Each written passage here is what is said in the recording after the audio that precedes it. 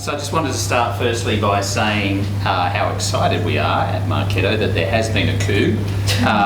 Fortunately, it was kind of a very collaborative coup, shall we say. So we were actually really keen, have been keen for some time, to give over control of the mugs to the users themselves, so the people in this room and also obviously in all the other cities. So as much as we tried to continue to say, what do you want to hear about, it always felt like it was a semi-marketing event when we were doing it. So we wanted to make sure that you guys have control and then they become absolutely in your ownership in terms of what you want to hear about. So having said that, turns out I'm up here talking again. But anyway, it is kind of very timely because a few of us get to go to Summit. Oh, look at you. How good's that? Just so, that was seamless. Wow, amazing. So I'm going to give you it's really the perspective that I had going to Summit this time, the first time Adobe Summit, but I also encourage you to talk to the other folks obviously that attended, so Grace and Josh and Shelley and Margot and Diana, talk to all those folks and get their perspective as well to completely balance it out. So first thing that I noticed was we went from around 6,000 people that would attend Marketo Summit to about 17,000 that attended Adobe Summit. So a different scale, I guess, in terms of the event. One of the first things that I would say is there was probably a little bit of reticence in terms of the Marketo community. Do I go, is there going to be the same value in attending Adobe Summit as what there has been in the past? Which was completely valid. We also changed the date from like October through to March, so we brought it ahead a long way as well. So there's a few challenges, but nevertheless we got, I think, in the realm of 4,000 folks that registered as Marketo participants out of the 17,000, which was a really good turnout. The main thing I would say is it exceeded certainly my expectations as far as the content that was interspersed throughout the entire event. So I think there was a perception that Marketo was just at the event, that's when the keynote was, that's when Steve Lucas spoke, but actually there was content throughout the entire 3 days that was Marketo specific. So there was a lot of good content. But then in addition to that, you could jump into other sessions that would be more Adobe specific. But what was really important is when you think about 17,000 attendees, the scale of people that are there that could be in your industry, that are your peers, that you can network with and start to make those connections. And I think that was one of the key things that I took away from Summit, the opportunity to connect with like-minded people at that sort of scale where you can have really interesting conversations, because inevitably, although they might not be using Marketo, they're probably trying to solve some of the same challenges that you are at the same time. So that was kind of number one. Some amazing speakers. Reese Witherspoon, Drew Brees. I kind of err towards more the Drew Brees end of the spectrum because I like the NFL, but Reese was amazing as well. So some really great and inspirational speakers. I could go on, and it's always tempting to show photos of everyone having an amazing time, but I feel like if I was sitting in your place, that would just make me feel really jealous, and I wouldn't really like that very much. On the other hand, I feel like I want to make you a little bit jealous. Because having been there and having seen what it was like in 2019, I think 2020 is going to be even bigger and better, and certainly with a little bit more lead time, it's going to be even more tightly integrated in terms of what you'll get in terms of the value of Marketo and Adobe. So I expect to see everyone here at the Adobe Summit in 2020. So epic marketers. So I thought I'd start here. Now, interestingly, I probably should have put a picture of Grace up here, who was typically self-deprecating, didn't really big herself up enough. So Grace is one of the 50 or so Marketo champions worldwide. I've got a lovely photo of Grace standing in front of her floor-to-ceiling photo. 40, even more exclusive, sorry. Thanks for correcting me. Not so self-effacing after all.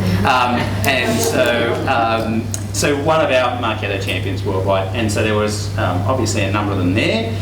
And in fact, Julie, I think it is, was on the main stage with Steve, so that's something that we can all aspire to. I did want to highlight one of the winners who happens to come from this country, which is Ewan from Education New Zealand. So he was a Fearless Marketer award winner, up on stage winning a Revy globally for the efforts that he's been able to achieve in combination with Paul and Kendall from Speak Data. So two random dudes at the end, don't worry so much about them, but they've been doing an amazing job in terms of what they've been able to achieve. Not only did they fly over and win that award, they actually were giving a remote keynote presentation on the Monday back to an event based in Auckland as well via Skype. So a pretty full-on week for Ewan and the guys, but an incredible achievement to win that award amongst all those global peers. And there he is celebrating his award, and lots more other photos. For the AUT ladies, just, you can relax, there are no photos. All right, cool. Shantanu, CEO of Adobe, and Steve spent a little bit of time together talking, as you would expect, up on stage on the first day. The thing that I've now come to appreciate, having been inside Adobe since the 1st of November, is there is a lot of similarities in terms of how Shantanu and Steve think about technology and how you apply technology and what you need to design in terms of great technology that can help users get the most out of that. So Shantanu is an interesting guy, fundamentally, probably similar to Grace, would probably classify himself as a geek. So an incredibly successful CEO, but it was really interesting to see him speak and have a really detailed understanding of the Adobe technology. And what he talked about was their data-driven operating model, and it got fairly detailed, I'd say, for a keynote session in what he talked about. But what was interesting was how fixated he was or is on data and how that has enabled Adobe to do their own transformation and what that's led to. And then he shared some of the dashboards and the real-time dashboards that they're using, which really is a forecast for what Adobe's thinking about in terms of the next iteration of software that they might release. So it's interesting seeing Shantanu speak and starting to get a sense of who that guy is and why he's been able to drive an incredibly successful company. And then Steve and Shantanu, they kind of shared this interesting scenario, which I'd heard a little bit of the background, but it was the first time I'd heard them talk publicly about what happened when they got in the same room for the first time. So how does a 1-hour meeting turn into $4.75 billion transaction?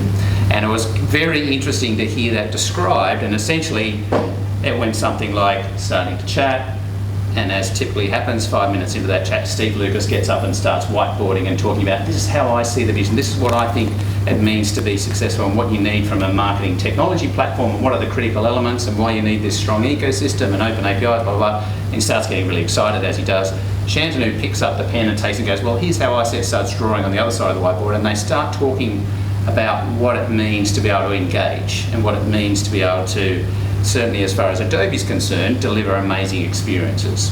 And so this idea of this combination of what Steve talks about in terms of engagement and the engagement economy, and what Shantanu talked about and believes in terms of delivering amazing digital experiences and changing everyone's life through amazing digital experiences.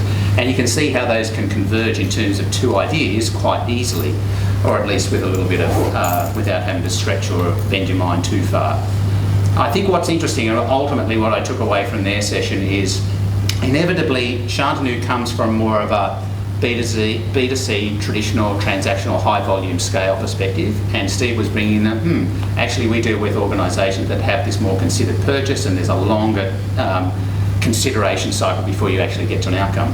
And ultimately where I think they came to was actually there's a lot of commonality in terms of what you're trying to drive in terms of those experiences, and if we could combine our forces in terms of what Adobe has and the scale and breadth of what they have, and then what Marketo is able to and has already built, then that would be an amazing organisation that you can bring together. So in my simple estimation, I think they pretty much did a deal within the first hour of meeting each other, because they just had a similar, almost like a mind meld in terms of how they approach it. And interestingly, I think they both come from a similar concept of being interested in understanding the detail and the tech, and then being able to translate that into a business outcome. So that was, ask Grace and the others, they might have a completely different view, but that was my takeaway from those two guys talking. Now, the blue and the red pill, as it was represented here. So 20 years ago, so March 31st, 1999 was the North American release of The Matrix. So pretty much coincided with the 20-year anniversary of The Matrix was when Adobe Summit was on.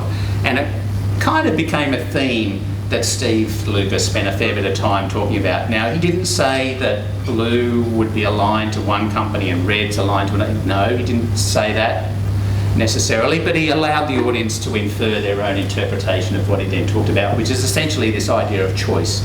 And what I really focus on here is what I now appreciate is the Adobe perspective and how they approach things and what their thought process is. So one of the things I didn't appreciate was Adobe really is comprised of a couple of really key and very big areas. So first and foremost is the Creative Cloud, which is their origination and where they've really started from with Adobe Acrobat and through to Photoshop and all the amazing creative-oriented tools that they have. That actually generates about 2/3 of the revenue for Adobe on an annual basis, and it's a pretty consistent stream of revenue. And that is then able to be utilised to fund some of the investment that goes into the digital experience of the DX Cloud, which is where Marketo sits and all the other Adobe, I'd say, enterprise focused on marketing software. And why I tell you that is because when you have that capability behind you, it allows you to do some really interesting things. So Adobe, over the period of the last 15 or so years, has made some really good acquisitions, but I've certainly worked in an organisation or organisations that have made good acquisitions and haven't necessarily made the most of those acquisitions. And I think what Adobe does really well is it acquires companies and it invests in them, and it also invests in ensuring that the integration is there. And that's really what they've done. They talked about the release of their experience platform, which truly is a platform. So they've taken a bunch of their different technologies, so Experience Manager, which does essentially CMS and Audience Manager, Analytics, and coming will be Marketo, and they're combining that on a single platform in terms of how that data is exchanged. And that's really important because it gives the users a much greater access to data and seamless range of technology. So that was kind of one of the things, but at the same time, they're very strong in being a promoter of the Open Data Initiative, because it's not just about a single vendor's technology, it's actually how do you exchange data with all manner of different technologies and data sources. So, again, my own interpretation on the blue and the red pill. One of the announcements was Marketo is being named to Marketo Engage. It's subtle, but we used to be the Marketo Engagement Platform. And the subtlety there is Adobe has the Experience platform, which we will then leverage on top of that. So we essentially become our set of services, which is going to use or reuse and be able to tap into a common set of those platform services. So we become Marketo Engage in the Adobe ecosystem. Okay, so a spin through in very short time some of the key announcements or some of the key roadmap initiatives that have been announced. So predictive audiences. So the key thing here is we go from predictive content or content AI as we've had, and what we now have and what we'll be leveraging is one of those services, which is Sensei. And Sensei is Adobe's artificial intelligence machine learning platform, which has a whole range of different predictive models. So I guess the scale of what we are now able to tap into increases 100-fold in terms of the capability from an artificial intelligence perspective. So that is one of the first things that's going to start to drive and be leveraged within the Marketo platform, both in terms of extending our content AI capability, as well as being able to do really interesting things in terms of understanding audiences and being able to identify and help marketers understand, well, these are the right audiences that you should be using for these subsequent campaigns. And there was a pretty interesting demo. I should, a side note here, I think we'll share this later, all the sessions at Summit were recorded. And so you can go back and watch any of the keynotes or any of the detailed sessions where you can get some more detail, much more detail on some of these items. Account-based experience. So extension upon the partnership between Adobe and Microsoft, and then by extension LinkedIn. And so what this starts to unlock is some interesting capabilities where what you're able to do now is take your Marketo, and let's think about this from an account-based perspective. These are my target accounts that I'm interested in, and I'm particularly interested in these roles, and be able to push that through and deliver targeted advertising via LinkedIn, even to leads or contacts that you don't yet know, right? So it's based on being able to do that association at an account level via LinkedIn, and then have that targeted messaging, and then drive that to a LinkedIn lead gen form, capture that detail, and then feed that straight into Marketo. So really bridging that gap and doing a seamless, complete the circle in terms of being able to identify, find audiences, and then engage with them at scale via that partnership. Marketo plus Drift. So another partnership, we started partnering with Drift last year, and now this is a deepening of that partnership in essence, which is really means extending the APIs that we're using and making that more closely. So Drift, for those that don't know, conversational marketing is essentially the area or the genre that this fits into. So to explain that and hopefully put this into context, so let's say you're using Marketo web personalization. where you're leveraging insights when someone lands on the site to deliver a personalised experience when they land on the site. That's kind of that level. What you can get with Drift is essentially it's a chatbot that can then automate and personalise that experience in terms of what happens as far as that automated conversation. So for example, you might have, again, specific accounts that you're targeting on specific territories. Someone lands on the site and you can start a personalised conversation or an automated chat conversation. It might be that you have an event coming up. So you've set up and you've got an event, you've preloaded all the people that you want to invite and the accounts you want to invite. Someone comes on the site that is from those accounts and you can start that automated conversation specifically around that event. So that's Drift and conversational marketing, and really it's about being able to inform Drift about who are the types of people that we want to have conversations with and what would be the topics that we would essentially want to preload or inform that chatbot that you want to have those conversations about. The other piece, which is closing the loop, is when they have that conversation, those behaviours then feed back automatically into Marketo. So you can use the insights about the conversations that happen to then deliver a cross-channel experience about the personalised message that you want to deliver. Okay, Marketo Sky, I'm sure no one's ever heard about this. So this is the next generation user experience, which is in beta today. You can turn it on in the admin console and start to leverage it. It's almost all complete, I would say. So they're continuing to work on it and take lots of feedback. It's been a reasonable time, I'd say, in terms of gaining feedback and iterations through the user experience. And I would say that's largely, there's a few reasons, but one of the reasons is you have to be so careful when you have 5,000 clients and you're delivering a new user experience. You want to make sure you do that in a controlled manner and you don't screw everything up. So it's been a kind of a long-running project, but it's almost to fruition. The main point here is it's not just a user experience. There's over 100 functional enhancements that are added as part of using Marketo Sky. So we're really looking forward to all of our customers starting to use Marketo Sky, and from second half this year, any new customer will be onboarded and they'll have the Marketo Sky user experience. Visible, so our top tier multi-touch attribution capability. The main topics of conversation around this were, it's good, very good user experience. When I think of user experience and really good software that's designed for maximising your user experience, Adobe's kind of at the top.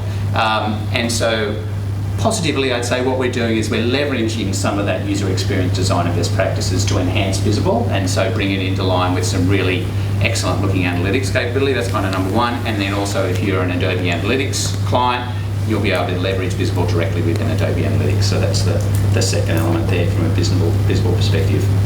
Okay, expanded reach with paid media. So what we also announced is a partnership with LiveRamp. And so there'll be more details on this subsequently, but this is kind of the best visual I have for what this really represents. So directly via Marketo, you have integrations to Google, Facebook and LinkedIn, and also Demandbase.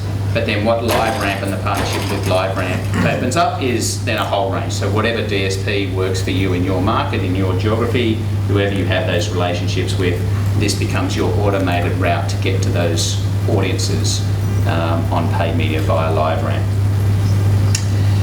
Now, I tried to spend most of the time talking about Marketo specifically. I know I touched on Adobe a fair bit. Not surprisingly, there's a fair bit to talk about there. These are the top three priorities. So as far as the roadmap, there are, on the high-level roadmap, if you look at the detailed roadmap for Marketo, there are 7 boxes. One of the eight boxes is Adobe integration. So I just want to frame that from the perspective there's a whole range of development going on in terms of enhancing Marketo. One of them, which is a key one, is integration to Adobe. And so these are the 3 key priority areas. I'll start at the bottom first. So the first thing that we've done and nearly ready to release in the next couple of months is integration directly with the Photoshop API. So you'll be able to work with a digital asset directly within Marketo, and when you need to resize it, you don't have to download it and work in an external tool and then resize and redimension and then load it back up. You can do it directly within Marketo, which will save everyone a lot of time. So you'll be able to do that and repurpose digital assets directly within Marketo.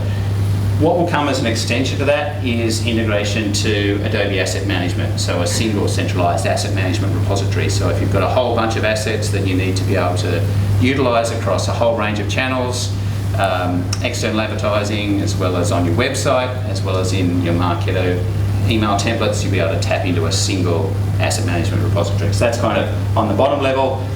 Probably the key thing is the number one there, which is sharing the audiences. And I talked about the platform and what Adobe's doing there. So that'll be able to bind essentially the idea of what Adobe understands an ID to be with what the Marketo ID is, which is essentially the Munchkin cookie ID. So be able to bind those together so you can start to share audiences. We've actually done that with a couple of clients as bespoke integrations, but this is what's going to be baked in terms of the integration that will come from a product and development perspective. And then the middle one there, which I've gone in a slightly random order, is enhancing reporting.